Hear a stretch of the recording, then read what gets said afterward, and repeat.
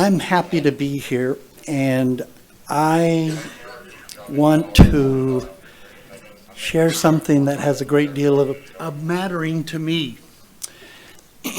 But I thought we should start with what I call a moment of mirth. My favorite philosopher is Calvin, of Calvin and Hobbes. Now, this first statement, I would ask you to show your hands if you've ever felt this. It's true, Hobbes, ignorance is bliss. Once you know things, you start seeing problems everywhere. True, huh? And once you see problems, you feel like you ought to try to fix them. And fixing things always seems to require personal change. And change means doing things that aren't fun. And I say phooey to that. This is my favorite. They're willfully stupid. All of those of you who have tried willful stupidity at some point. You don't know any better, so you can keep doing whatever you want. The secret to happiness is short-term, stupid self-interest.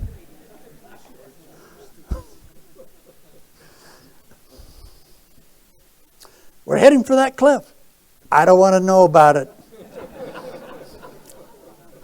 Wah.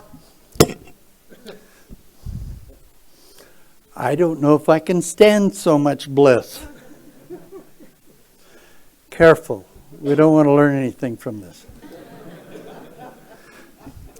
Now, I anticipate that a few of you came in thinking, I don't want to learn anything. You may have even come to this conference hoping you wouldn't learn anything because it's kind of an icky title. Well,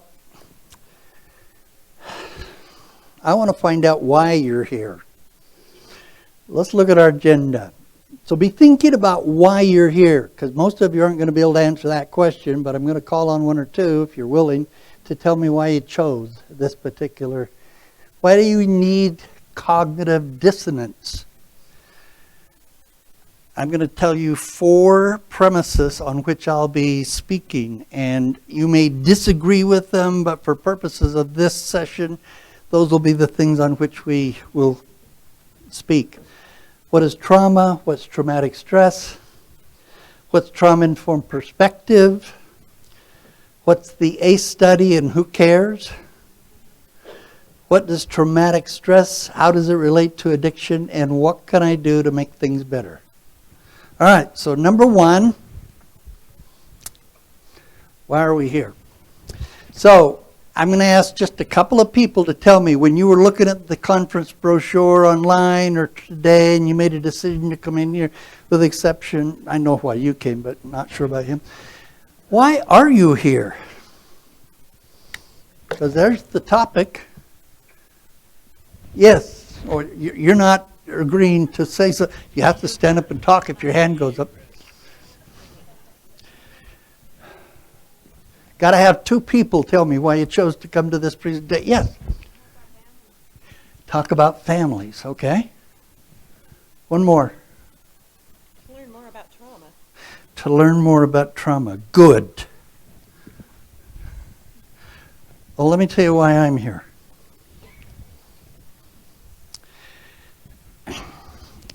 I have told many people over the years, can you hear me back there now? Yes. If I could spend the rest of whatever years I have, I'm 73, so I hope there's a few left, full-time talking about trauma-informed whatever, that's what I'd do, because I believe it's the most important thing I could do to help you as a parent, teacher, church leader, whatever, or as a human being in a marriage. The more trauma-informed we are, the less judgmental we will be. Okay? And if you came to the keynote today, I'm going to give you another kind of look at what I wrote down. One of the things that Dayton Moore said. We have to care more than anyone else in the world about what we're doing. And I don't know if I can fulfill that, but I care as much about anybody about trauma-informed care. So when I talk today, I've been told at times that I'm full of some things. If I am, I believe in those things, okay? I'm not going to say anything that I don't have a commitment to from here.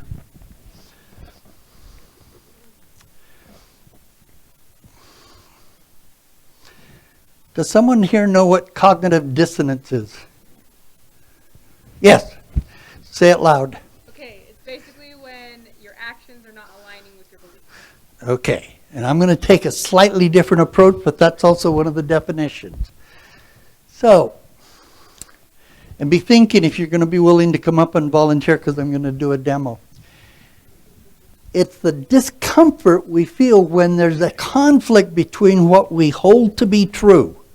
This is the truth. And then somebody comes along and says, what about this? And you go,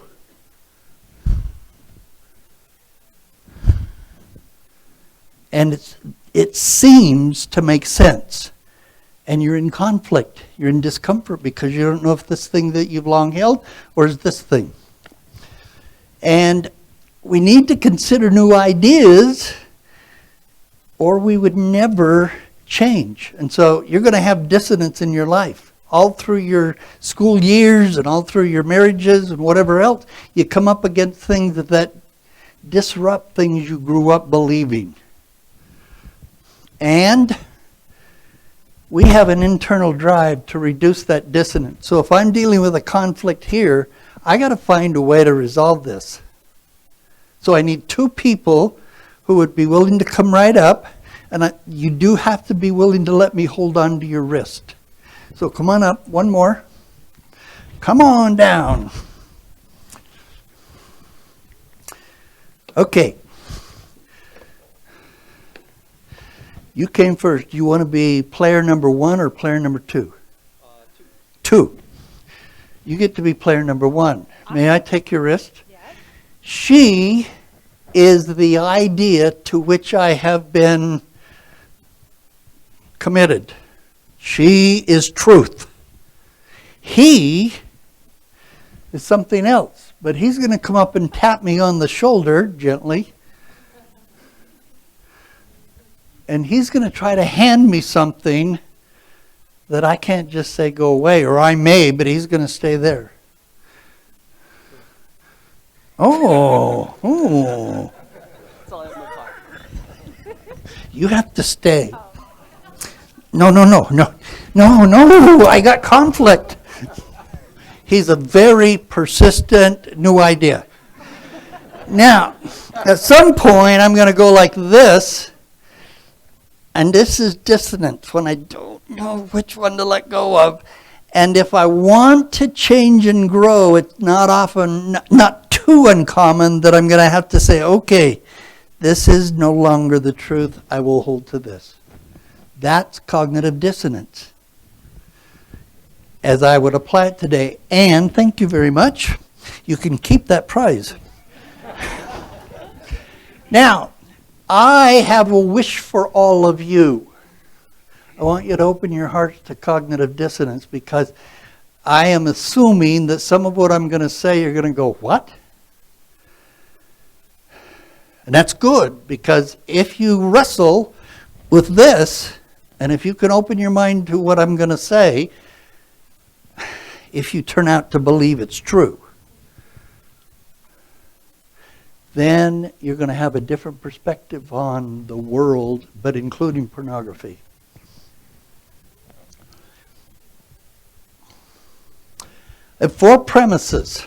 These are the things upon which I'm going to operate. Premise number 1 is that for purposes of this presentation, I'm going to say, and this is the position I hold, that addiction is a brain disease, not a moral failing. Now, I had to come from the moral failing perspective when I had a son who got involved in drugs. And I wanted to just tell him, get your life together, repent, and get on with your life. And then I encountered a guy by the name of Kevin McCauley, and I became convinced that it is a disease, and my telling him to repent is going to stop the problem. And that's where I am now. That was my cognitive dissonance, and I'm glad that I took this other route. So, that's my premise. You don't have to agree, but that's where I'll be coming from. Number 2, drug addiction and porn addiction operate essentially under the same rules of the game, so to speak. So when I mention addiction, I'm talking about drug addiction, but I'm also including pornography addiction. Number 3, and I'm moving fast because I have a lot of stuff, and I'm hoping that if you have questions, there will be a moment to ask. Jeffrey Satinover said, pornography, unlike other addictions, biologically causes direct release of the most perfect addictive substance. I believe it. It causes masturbation and orgasm, which causes the release of the naturally occurring opioids, dopamine, and dopamine is usually adjacent to most any addictive substance or behavior. You get a shot of dopamine, that's the kick.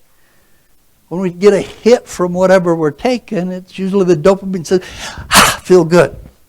But oxytocin is another, and there are others. It does what heroin can't do. Okay? If you've never had an orgasm, you'll be unable to relate to this concept.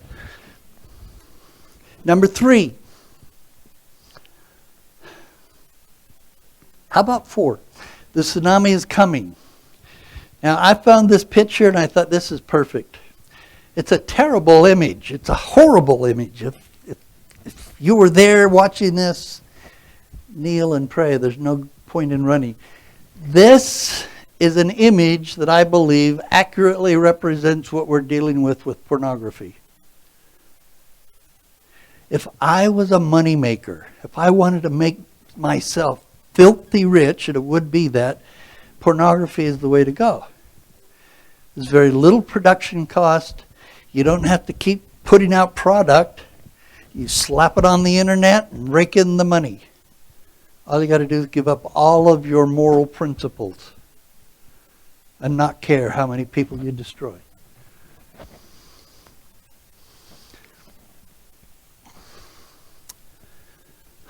What is trauma and what is traumatic stress?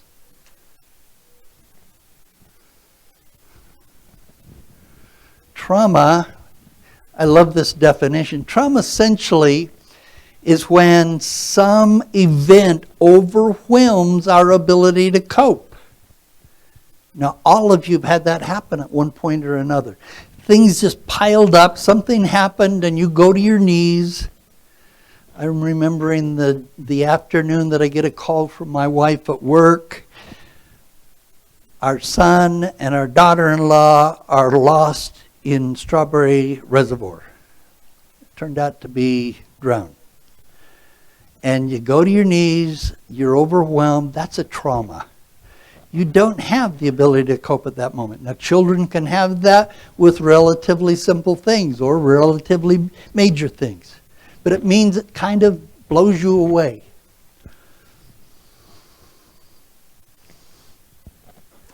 There are 3 categories. There's acute, chronic, and there's complex. Acute is like one event. The news that our son and daughter-in-law have drowned. That's acute. It's an event that just goes whoosh. Chronic is an event that kind of keeps coming.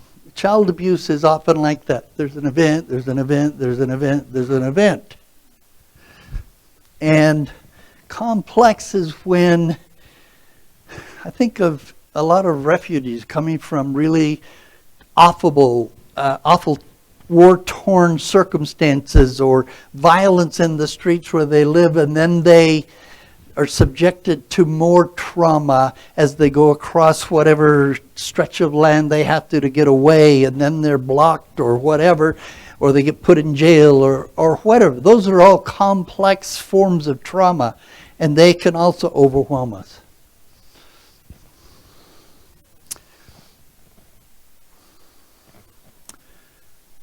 Traumatic stress looks like that. It's the byproduct of traumatizing events in a person's life. When you're traumatized, what comes out of it is traumatic stress. You look it up, you'll see a lot of stuff on childhood traumatic stress, which is a big deal anymore.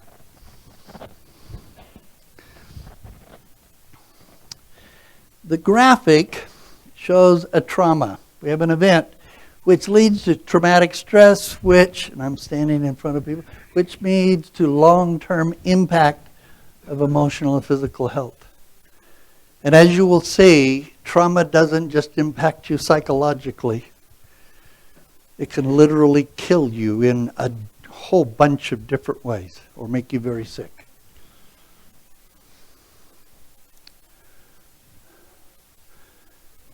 What is a trauma-informed perspective?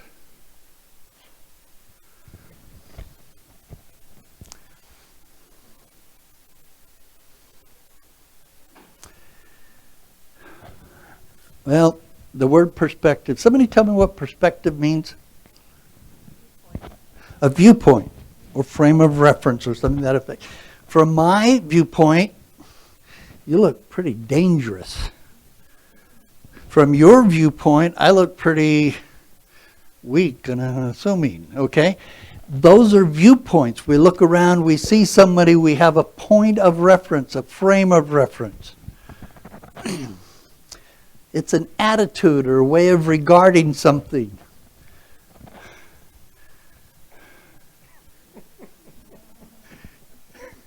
This artist has a major theme based upon his viewpoint or frame of reference.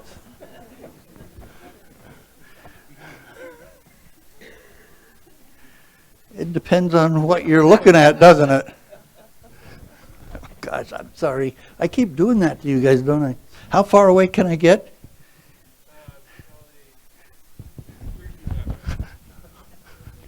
Huh.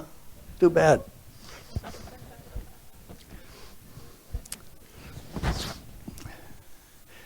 So here's what it means if you're trauma-informed. It means you don't know what you're doing with the... Oh, that's clever. It means that you need help.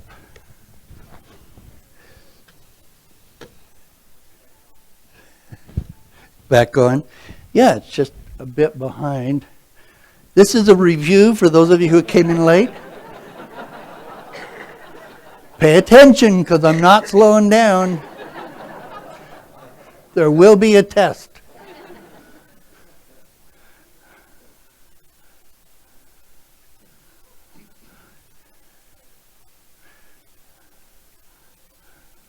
We're getting close.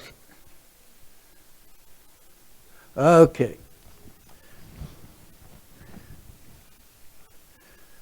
Not there yet. Maybe. I apologize for that.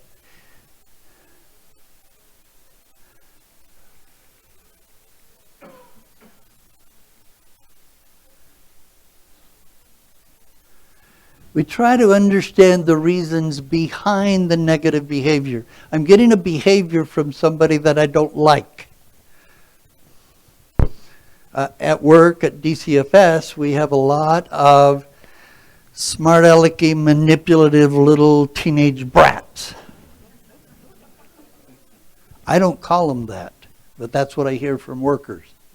How do I make this little manipulative brat do what I want him to? You can't. I don't want to hear that. Well, if you're trauma-informed, you know that somebody who's been through a lot of trauma, you tell them what to do, they're going to tell you where to go. And it isn't a trip you'd want to take necessarily. Previously, we might have labeled these behaviors as deliberate acts of disrespect. Now, caveat, okay, listen very carefully what I'm about to say. This is a personal observation. Doing this with other people's children is not the same as doing this with your own. It's really hard for me, and I apologize for this to my children a lot, when they do something that I don't personalize it. This is an act of rebellion. But it applies to them the same way if I could step back and get out of my own stuff. And now that we're learning these behaviors, we may see them now as really their attempt to survive. When the 15-year-old girl tells the caseworker to go to places. She's doing what she can to make her way in the world after she's been through a lot of stuff. And that's really crucial for you to understand. Years ago, I had a counseling group where we dealt with adult survivors of sexual abuse and a group of others. And we had a group policy that said you can't come under the influence. You need to be in this group, you need to be full faculties there. And this is relatively early in my understanding of mental health. And one evening, a group leader came to me, I was the director, and said, Julie is here and she's drunk. She's intoxicated. I said, well, bring her down. So she came to my office and I set her down, and it was obvious that she was impaired. I said, Julie, you know the rules. Why are you doing this?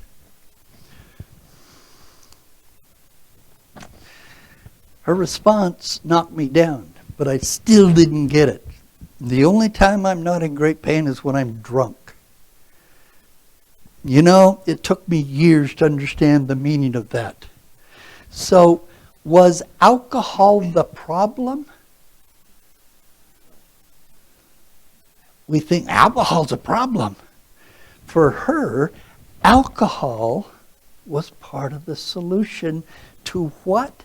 To that stress, to that pain that she had inside that she couldn't deal with. So she self-medicated with alcohol. I didn't get it at the time. And I told her she's going to have to go home. I wish I could go back and deal with her in a trauma-informed way.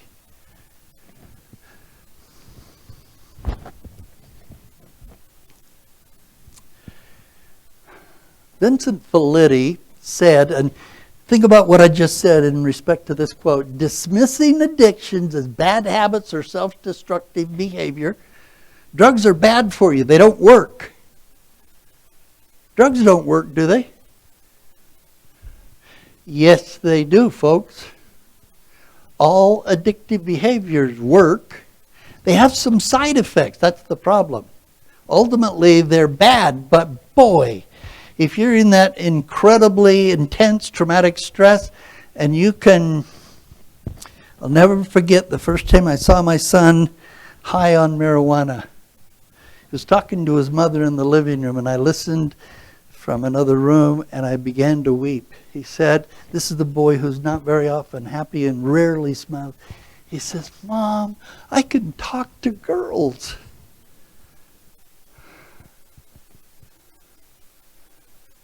Marijuana at that moment to me, I could see was not the problem. It was something that helped him overcome this very high level of stress. Still a problem, but we lose the functionality. What's the function of this behavior or of this substance? Pornography included.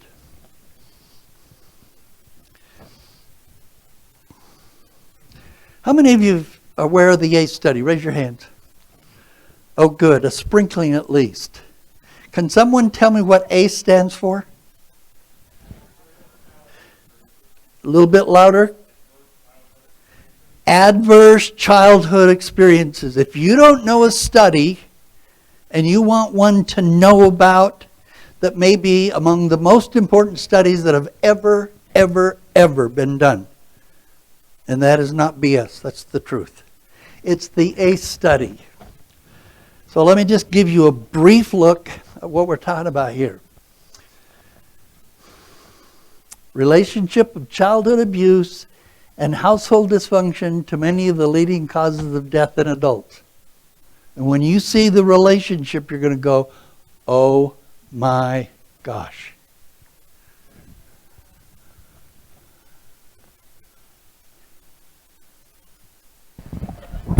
Parents' divorce have to do with your risk for heart disease. If your mother had a drinking problem when you were growing up, are you more likely to suffer from depression as an adult? Here's what you should know about ACEs. ACEs stand for Adverse Childhood Experiences, extremely stressful events that can happen to a child growing up. Some experiences are so stressful that they can alter brain development, as well as the immune system, increasing the risk of lifelong health and social problems in adulthood. The term comes from the Adverse Childhood Experiences Study, landmark research that shed new light on the root cause of everything from stroke and liver disease to substance abuse and mental illness. In the late 1990s, an epidemiologist from the Centers for Disease Control and a preventive medicine doctor at Kaiser Permanente set out to understand the association between childhood experience and lifelong health. They asked over 17,000 people in the Kaiser Health Plan in San Diego about their health history, as well as difficult questions about their experiences growing up.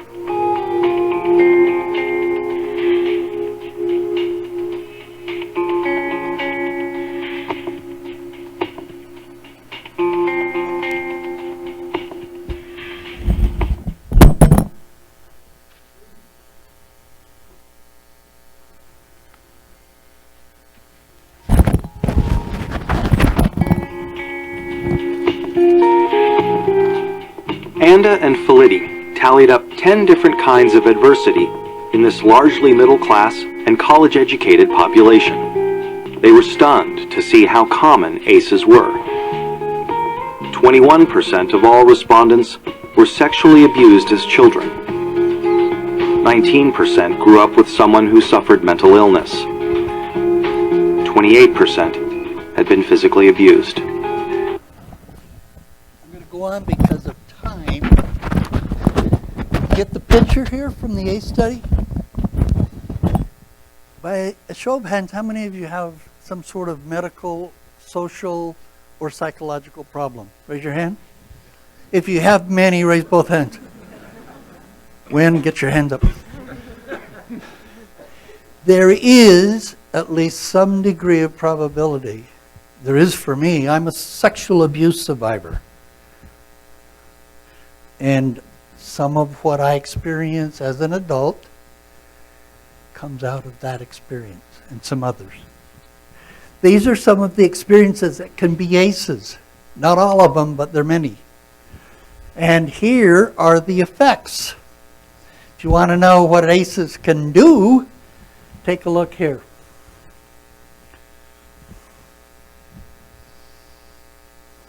Wow. When Dr. Felitti first announced the results of his studies, they laughed him off the stage because people would not believe it. But 17,000 subjects later, nobody could put it away and say, that can't be.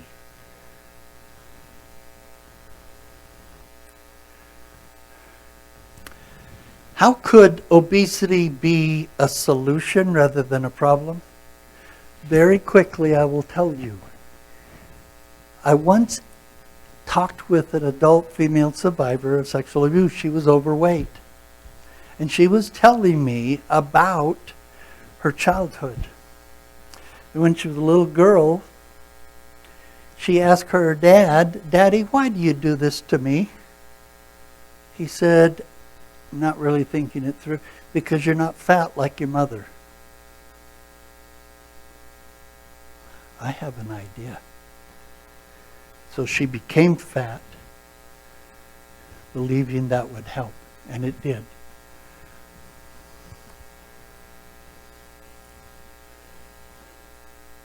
Traumatic stress. I'm moving quickly. How many minutes do we have? No, I guess we have unlimited minutes. We all 20? Oh, I love you. It's how quickly you can make a bond with somebody who says the right thing. If you have ever had stress, raise your hand. If there's anybody here who doesn't, please leave. We all have histories of stress, but we don't all have histories of ACEs. 60%, if this population is normal, and by the fact that you're at a pornography conference, you're not normal. Think about it. The normal people didn't come today. What does that say about us? And what does it say about me if I'm presenting here and hoping you'll come and listen? You have to be careful about what we say. All right. 60% of the normal population has at least one ace. 60%. Now, maybe one ace isn't going to blow you away, but it's a beginning of problems. We don't all have childhood traumatic stress. We don't all have our ability to cope. Some of us are good at coping. I am not.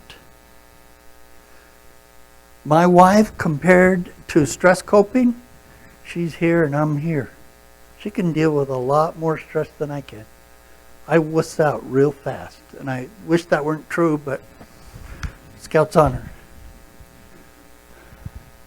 We're talking about severe. Think about the last time you had severe stress. Now think about that stress being chronic, meaning it's there, period. And you can't manage it. And somebody comes along and says, hey, you look stressed out. Try this. You try it and you go, oh my gosh, that is wonderful. Tell me you would. I can't judge my son because I would be an addict if I had the level of stress he has. I'm addicted to caffeine and I don't have the level of stress he does.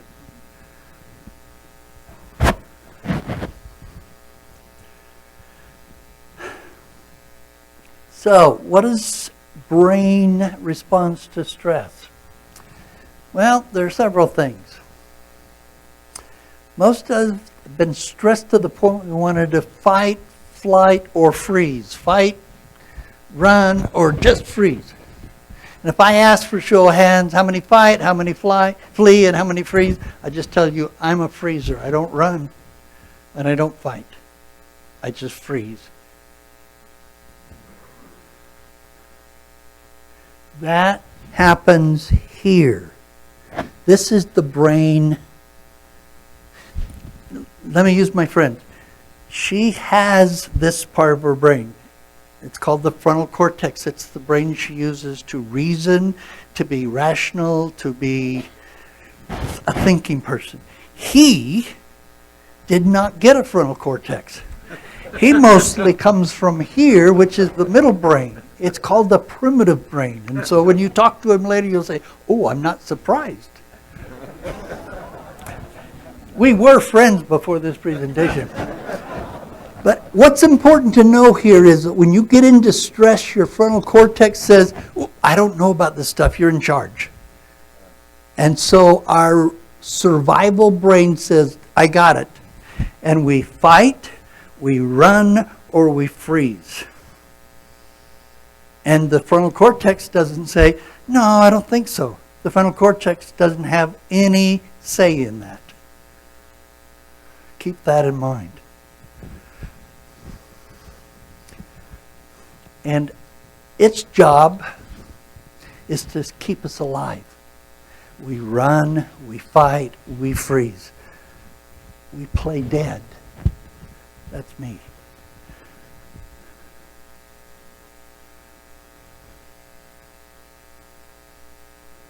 That's their job. Stay alive.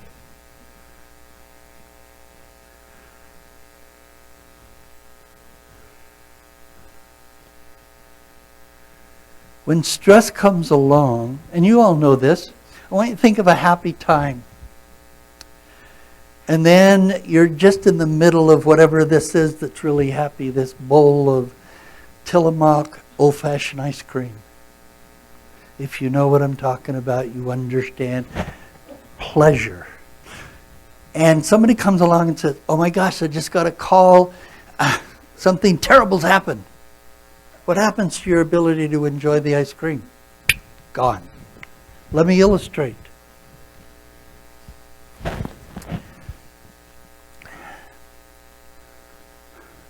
These people are enjoying themselves.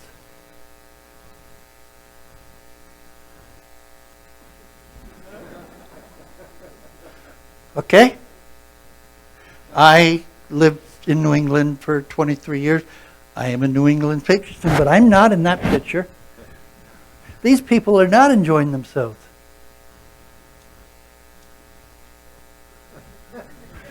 This is my vacation for our 31st anniversary, the only trip we've ever made to Hawaii. 5 days in the hospital with rotavirus. This is me watching the New England Patriots. Second quarter, I just couldn't bear the game. Not that it was bad, I don't like this game. I took a nap until about the fourth quarter. That's terrible. I'm a dyed-in-the-wool fan. I didn't care. And if you've ever been stressed, you know what I'm talking about. That's what stress does.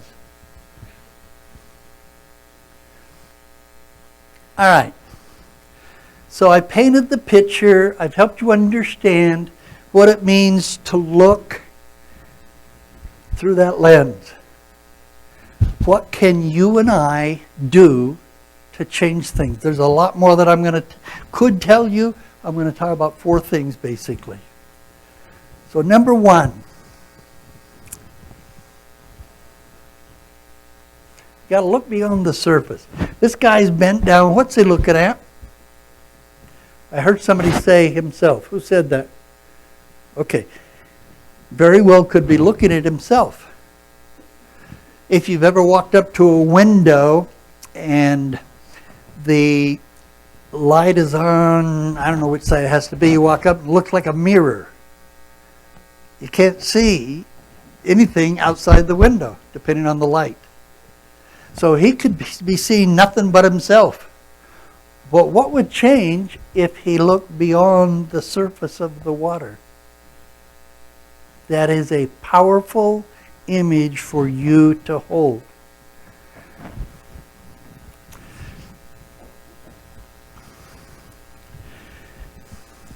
The cool part about this little writing, this piece, is that the young lady who wrote this was 15 years of age. Out beneath the blistering desert sun, a plant grows. Though many shun this plant, it holds a very special secret. Many never find the secret because they're afraid they'll get pricked, and so they turn away. But among the needles and pins of the cactus, a blossom grows.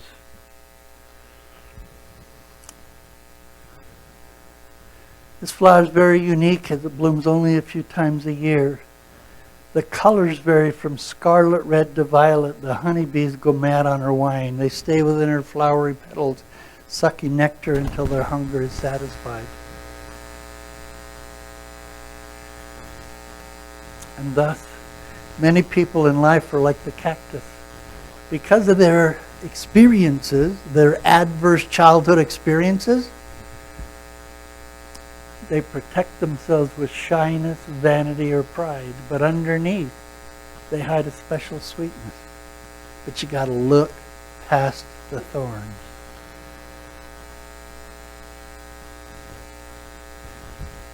May we not turn away from our hearts for them because we see just thorns, but rather be like the honeybee who's able to look past the thorns and see the flower. The next time somebody in your life is being thorny, stop and look beyond the thorns. There's a reason for the thorny behavior. There's a reason why this person is doing drugs. There's a reason why they're involved in pornography. It doesn't mean they shouldn't have to work on these things. But if we just call them immoral, scumbags, whatever other words that I can't say, we have not fixed the problem.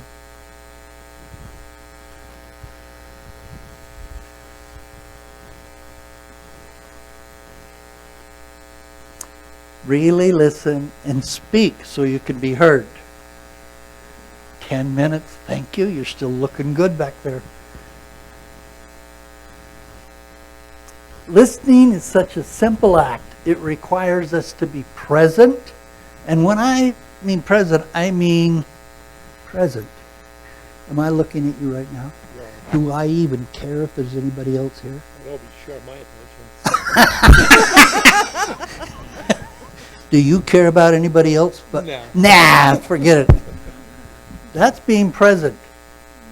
You kind of fade away because he is right here and I want to be with him. And it can be done even in a crowd like this. But you can also try to be present with the group. We don't have to advise or coach or sound like guys, you don't have to fix the problem. Raise your hand if you're supportive of that, ladies. No, don't do that. Let me show you how to fix it. We just have to be willing to sit there and listen. So what does it mean to say it so it can be heard?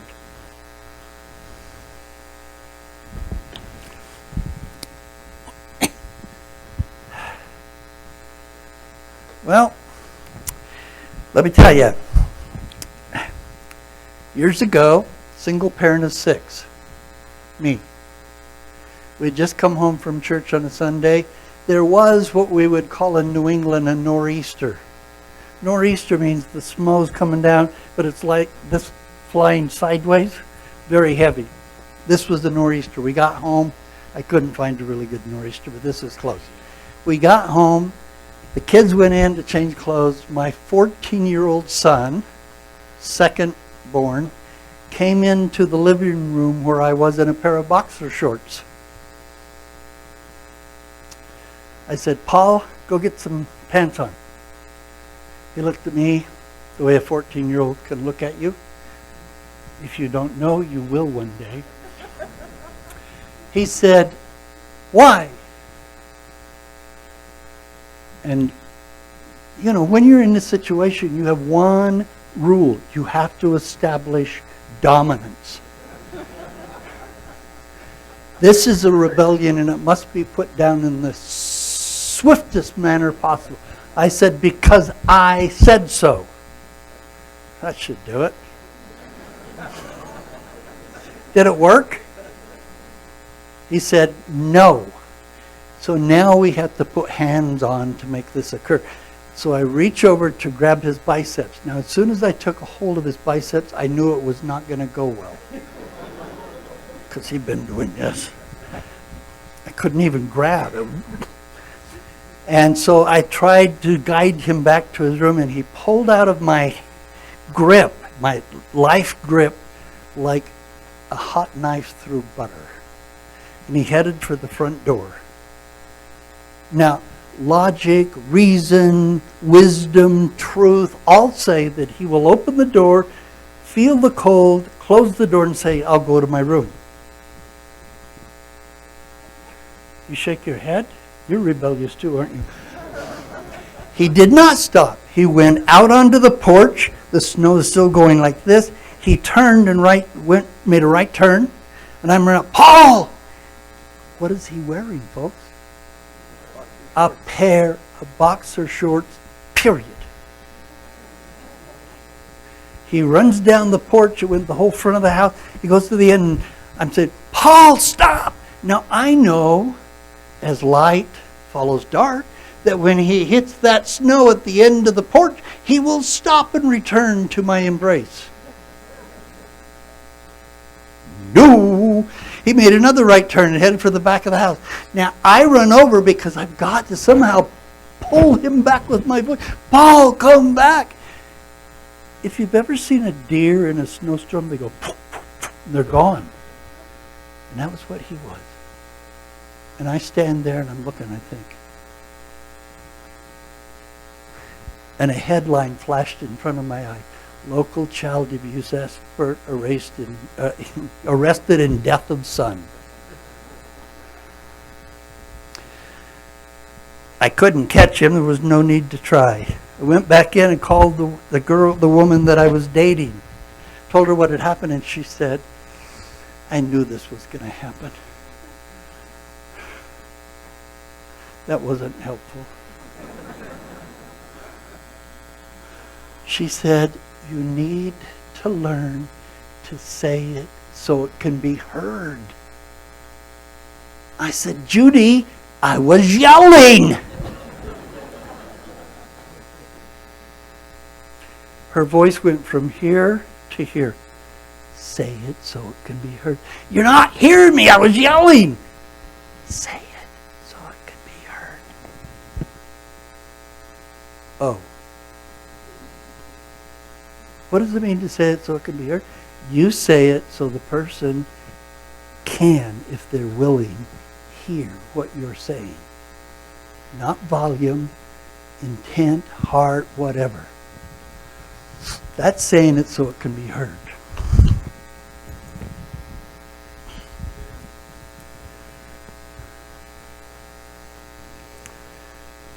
Three.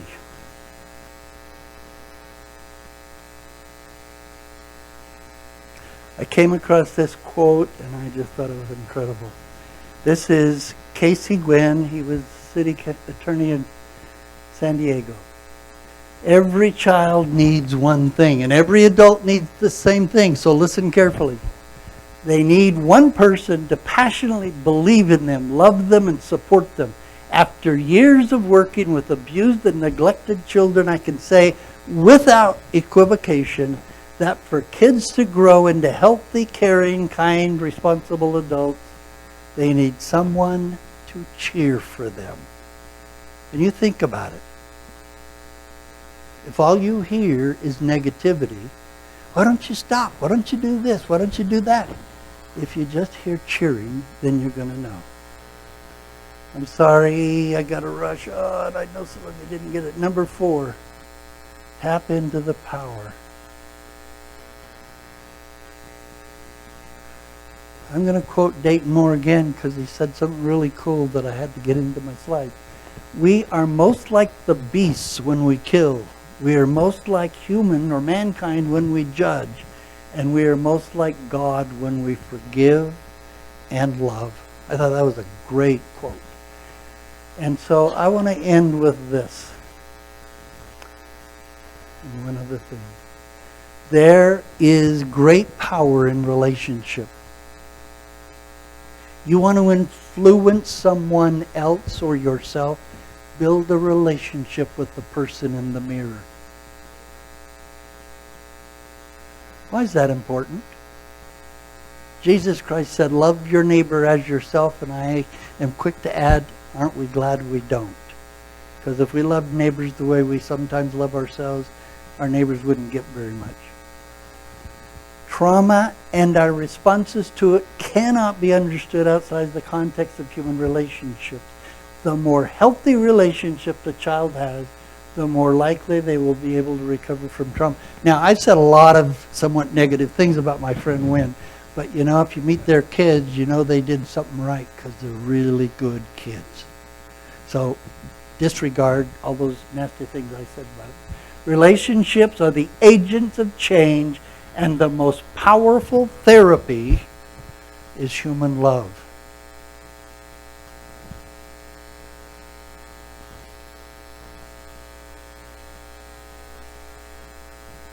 I believe this. You want to see change in yourself? Look in the mirror and come to a place where you can say to this person in the mirror, I love you, in a way they can hear you. And then once you love yourself, then turn to the people that you're trying to help in their lives, and all you got to do is love them. Just love them. But it has to be genuine. And that love can be empowering. In 23 years of working primarily with adult female survivors of sexual abuse, rarely did I not end a session by saying, even to the females, and most of them were, I love you. And people says, you can't say that to an adult survivor of sexual abuse. And I said, why not? Because they'll think that you're trying to be sexual with them. That's what their father or whoever said to them. If I don't say it in a way that's non-sexual, then love will be destroyed. And I just have to make sure I say it so they don't feel sex, they feel love. And then I can reframe that word and let them take hold of that power. and begin to change their lives. So if you take one word out with you, or one quote, that's it. And then practice the rest of the stuff. And I know it works. And sometimes the hardest person to do it with is the person you look at in the mirror. Thank you for your attendance. Thank you for being here. Are there any questions? I think we're about out of time. Oh, good. That means I just left you with no questions. I filled every... Thank you very much.